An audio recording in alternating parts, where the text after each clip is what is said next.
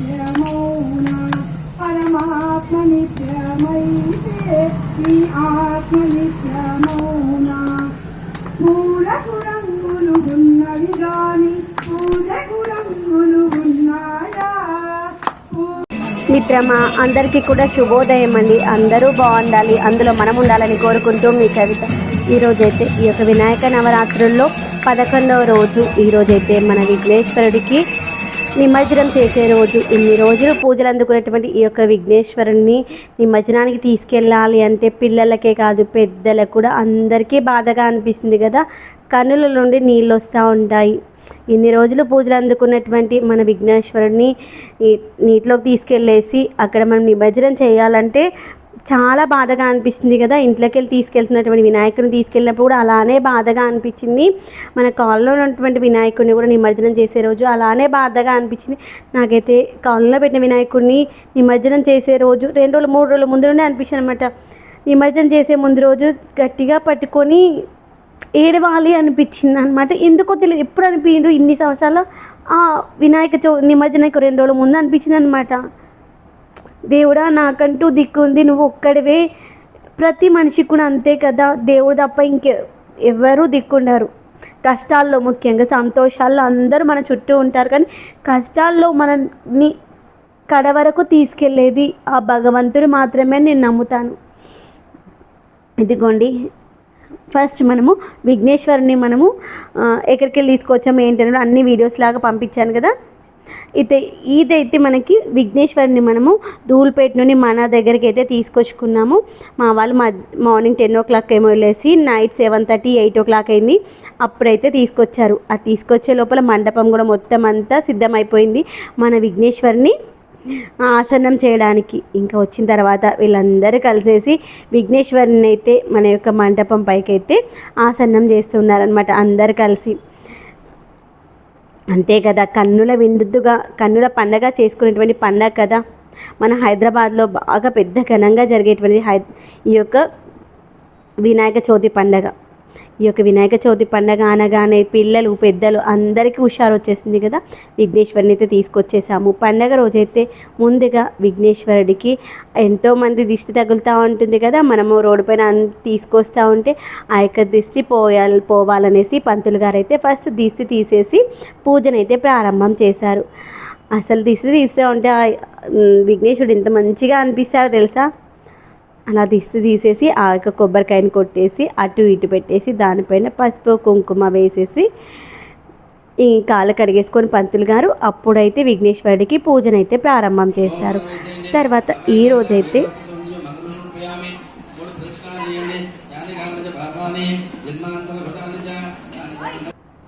ఇదిగోండి, ఈరోజైతే లాస్ట్ పూజ తర్వాత మళ్ళీ విఘ్నేశ్వరుడికి ఒకసారి దిష్టి తీసేసి నిమజ్జనానికి అయితే తీసుకెళ్ళిపోతారనమాట. ఇలా లాస్ట్ పూజ అయిన రోజైతే కన్నులకి చాలా బాధగా అనిపించింది మనసుకి. అయ్యో విఘ్నేశ్వర్, నేను లాస్ట్ పూజ రోజు నీ దగ్గరికి రాలేకపోతున్నాను అనేసి ఎంత బాధగా అనిపించిందో నాకు మాత్రమే తెలుసు. ఇంకా విఘ్నేశ్వరుని అయితే అలా చూస్తూ ఉండిపోయాను. పంతులు గారు అయితే లాస్ట్ డే ఇంకా దిష్టి తీసేశారు. దిష్టి తీసేసిన తర్వాత ఫస్ట్ అయితే కలశం తీసుకోవాలి. కలశం ఎవరు తీసుకోలేదో ముందే డిసైడ్ చేసుకుంటారు అనమాట, ఎవరు తీసుకోవాలి ఏంటి అనేది. ఎందుకో ఈసారి మాకు తీసుకోవాలి అనిపించింది, ముందే చెప్పాను అనమాట మా హస్బెండ్కి, ఈసారి మనము కలశం తీసుకుందామమ్మ, వినాయకుడిని ఇప్పిస్తా అని చెప్పినప్పుడే కలశం కూడా తీసుకుందామని చెప్పాను. అయితే వెళ్ళేటప్పుడు మా ఊరికి చెప్పాను అనమాట, హారతి ఇస్తాను నాన్న, హారతి తీసుకెళ్ళి విఘ్నేశ్వరుడికి చూపించేసి వచ్చేటప్పుడు నువ్వు హారతి పట్టుకో, నాన్న వచ్చేసి కలశం పట్టుకుంటాను నాన్న అని చెప్పాను. అదేవిధంగా ప్లేట్ అయితే వాళ్ళ నాన్నమ్మ చిన్నోడికి ఇచ్చాడు కదా. ఇచ్చిన తర్వాత అసలు నేను పోలేదు కదా, అక్కడ చెప్పాను అనమాట, విఘ్నేశ్వరికి లాస్ట్ హారతి ఇవ్వు నాన్న అక్కడ అని చెప్పాను. మర్చిపోయినట్టున్నారు, వీళ్ళు ఎవరు ఎక్కలేరు పైకి. ఇంకా వచ్చేటప్పుడు మా హస్బెండ్ వాళ్ళ ఫ్రెండ్ ఆ యొక్క హారతి అయితే ముట్టించి ఇచ్చారు. అదే అనిపిస్తుంది, మన అనేవాళ్ళు మన రక్త సంబంధికులు అవసరం లేదు, మన మంచి కోరే వాళ్ళు ఎవరున్నా చాలా అనిపిస్తుంది. అది కూడా మా చిన్నోడు హారతి తీసుకొని దిగుతూ ఉంటే పంతులు గారు ఏమన్నారని ఫస్ట్ అర్థం కాదు. తర్వాత వీడియో తీస్తున్నప్పుడు అడిగాను అనమాట చిన్నుని, చిన్ను పంతులు గారు ఏమో అన్నారు ఏంటి నాన్న అంటే, నువ్వు హారతి ప్లేట్ పట్టుకొని దిగగలుగుతావా, నాకు ఇవ్వు అని అన్నారు మమ్మీ. దిగిన తర్వాత కూడా చాలామంది అమ్మమ్మలు అడిగారు ఇవ్వాలి పట్టుకోవాలా అని. ఎందుకు మమ్మీ నువ్వు చిన్నోడు కదా నాన్న అన్న. నేను పట్టుకుంటే కదా మమ్మీ, నాకేం ప్రాబ్లం లేదు మమ్మీ అని. అందరికీ ఆ విషయం తెలియదు కదా నాన్న అని అదే చెప్తాను ప్రతిసారి మీ అందరికీ. పిల్లలకి ప్రతి పని నేర్పించాలి. అన్ని సమయాల్లో మనం ఉండము, మనం లేకపోయినా మనం లేము అనే లోటు లేకుండా జరగాలి అంటే అన్ని విషయాలు వాళ్ళకి తెలిసి ఉండాలి, చేయడం వచ్చి ఉండాలి, మంచి చెడు తెలుసుకునేలాగా ఉండాలి. అయితే ఇంకా పంతులు గారు అయితే పూజ అయిపోయిన తర్వాత వినాయకుడికి దిష్టి తీసేసి కలశం అయితే మా హస్బెండ్ చేతిలో పెట్టేసి అయితే ఇంక వెళ్ళిపోయారు. ఎందుకంటే పంతులు గారు ఇంకా వేరే దగ్గర కూడా పూజ ఉందంట. అందుకని జనరల్గా అయితే లడ్డు యాక్షన్ వరకే ఉంటారు, కానీ ఇంకా పంతులు గారు అయితే వెళ్ళిపోయారు. ఇక పంతులు గారు వెళ్ళిపోయిన తర్వాత ఈ యొక్క మంటపం అయితే అంతా క్లియర్ చేసేయాలి కదా. యాక్చువల్గా చూడండి టైం అంటే ఇదేనేమో వీళ్ళంతా తీస్తూ ఉన్నారు. వర్షం చూడాలి, అప్పటికప్పుడు ఫుల్ వర్షం. అప్పటికప్పుడు హడావిడిగా మళ్ళీ ఆ యొక్క బ్లూ కలర్ కవర్ అయితే కప్పేశారు. పైనకి వెళ్ళి మళ్ళీ కప్పేసిన తర్వాత ఇక పూజ అయిపోయిన తర్వాత తీసారనమాట. తీసేసి అక్కడ వాళ్ళన్నీ ఓపెన్ చేస్తూ ఉన్నారు రిపేరింగ్. తర్వాత వీళ్ళైతే ఇక్కడ ఉట్టి కట్టే కార్యక్రమం అయితే స్టార్ట్ అయిపోయింది. ఫస్ట్ అఖిల్తోనే ఉట్టి కట్టే కార్యక్రమం అయితే స్టార్ట్ చేశారు. ఎందుకంటే ఇప్పుడు మా హస్బెండ్ వాళ్ళ ఫ్రెండ్స్ అందరిలో మా చిన్నోడు పెద్దోడు అనమాట. మిగిలిన వాళ్ళందరి పిల్లలు చిన్న పిల్లలు అనమాట. మా వాడు తర్వాత ఇంకొక అబ్బాయి, తర్వాత పిల్లలందరూ ఇప్పుడు బ్లాక్ అండ్ వైట్ లైన్స్ కదా, ఆ అబ్బాయి మా చిన్నోడు తర్వాత అనమాట. మా వాడికి 1 year వేరియేషన్. మిగిలిన పిల్లలందరూ చిన్న పిల్లలు అనమాట, 2-3 years బేబీస్ అనమాట. వీళ్ళు అన్నంత ఎంజాయ్ వాళ్ళు చేయలేరు కదా, అందుకని ఫస్ట్ మా చిన్నోడు స్టార్ట్ చేశారు. తర్వాత ఒకరొకరుగా అయితే స్టార్ట్ చేశారు. ఇక నెక్స్ట్ ఈ అబ్బాయి స్టార్ట్ చేశారు. తర్వాత మిగిలిన వాళ్ళందరి పిల్లలు అయితే స్టార్ట్ చేస్తూ ఉన్నారనమాట. పిల్లలందరూ మంచిగా హ్యాపీగా ఎంత ఎంజాయ్ చేశారో తెలుసా, పిల్లలు పెద్దలందరూ. ఇంకా పెద్దవాళ్ళకైతే వాటర్ ఏం కొట్టుకోవాలి, పిల్లలు అయితే వాటర్ కొట్టుకోవాలి. ఇది ఒకటి బాగా అనిపిస్తుంది మా వాళ్ళ దగ్గర. ప్రతిదీ సిస్టమేటిక్గా చేస్తారు. ఆడవాళ్ళు ఉట్టి కొట్టే ఉంటే పిల్లలైనా పెద్దవాళ్ళైనా అస్సలు వాటర్ కొట్టారు. తర్వాత ఇప్పుడు మా హస్బెండ్ ఏజ్ వాళ్ళు ఉన్నారనుకోండి, వాళ్ళకి ఒకవేళ కొట్టమంటే కొడతారో వద్దు అంటే ఊరుకుంటారు అనమాట. అందరు ఇప్పుడు డ్రెస్ కోడ్లో వేసుకొచ్చుకున్న వాళ్ళు ఉన్నారనుకోండి, మళ్ళీ వాటర్ పడితే మళ్ళీ డ్రెస్ మార్చుకోవాలి కదా, అలా అనేసి ఆ డ్రెస్ కోడ్ వేసుకొచ్చుకున్న వాళ్ళు మాత్రం వాటర్ కొట్టించుకోలేరనమాట.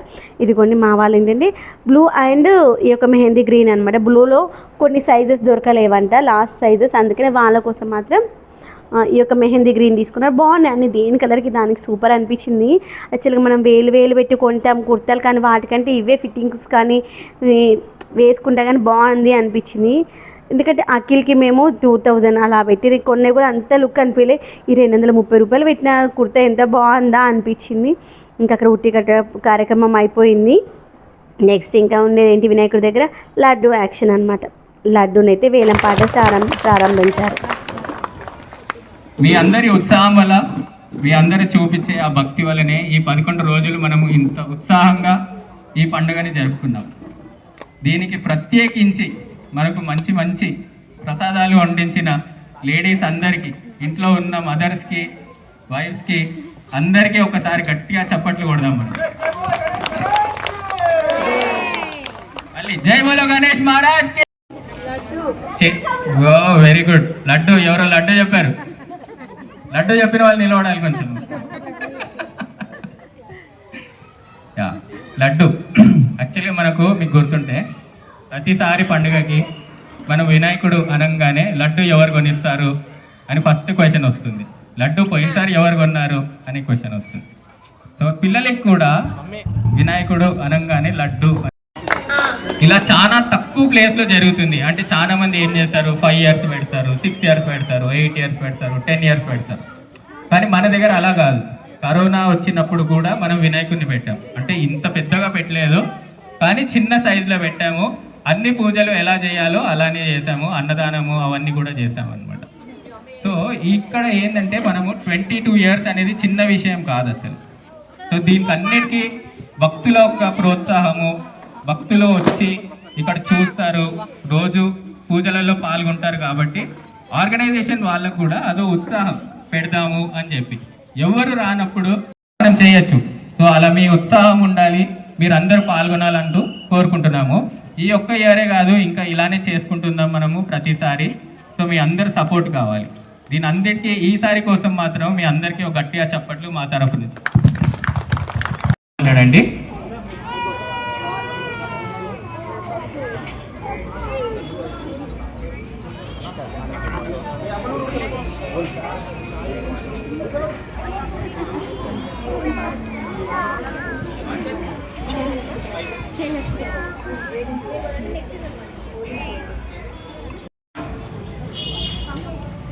ఎవరైనా ఉన్నారా 6,000కి? నాగేంద్ర బాబు మీరేనండి?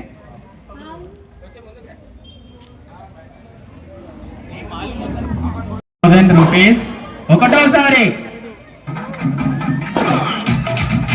నాగేందర్ గౌడ్ గారు. నాగేందర్ గారు 10,101.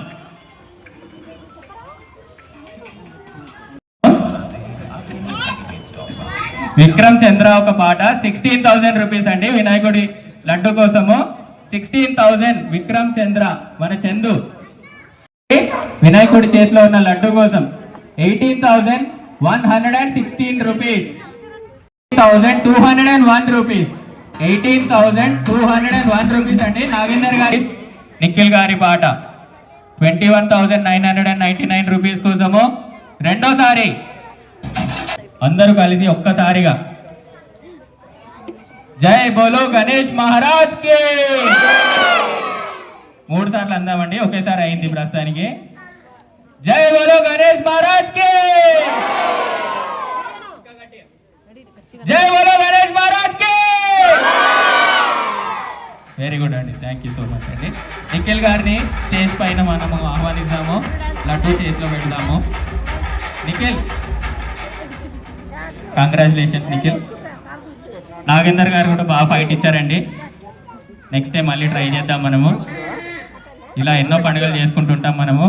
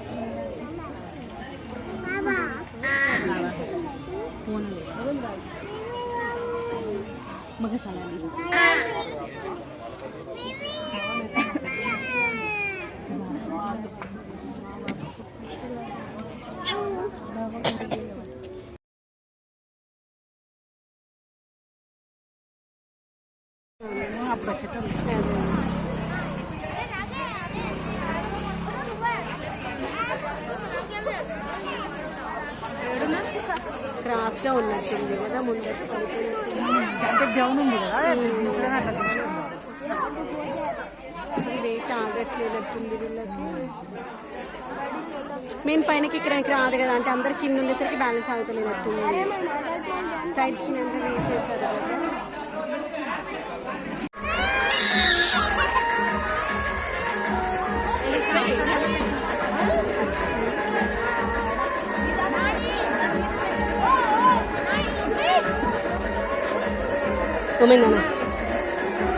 బాగా చదువుతావా? బాయ్ బాయ్ బాల్ గణేష్ కదా. మన వినాయకుని చూసి మనకి ఎట్లా అనిపిస్తుంది కదా, మా వినాయకుడికి లాస్ట్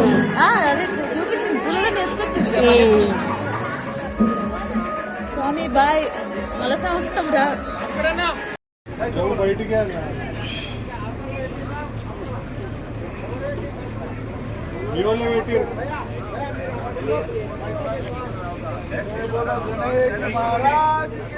जय जय जय జై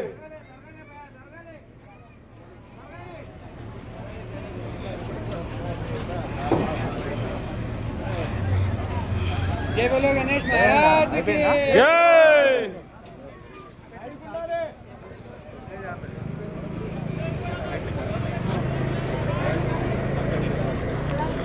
వాచి ఉన్నాయి కట్టినామంట పెడదామా ముందు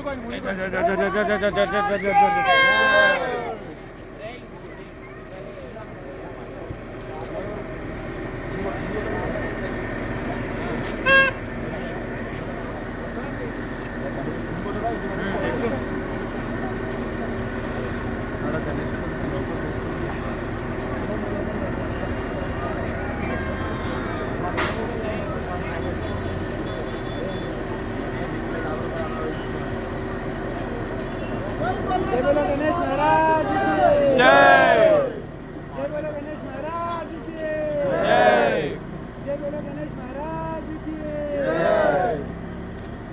गणपति बाप्पा मोरया गणपति बाप्पा मोरया अगले बरस तो जल्दी आ अगले बरस तो जल्दी आ जय बोलो गणेश महाराज की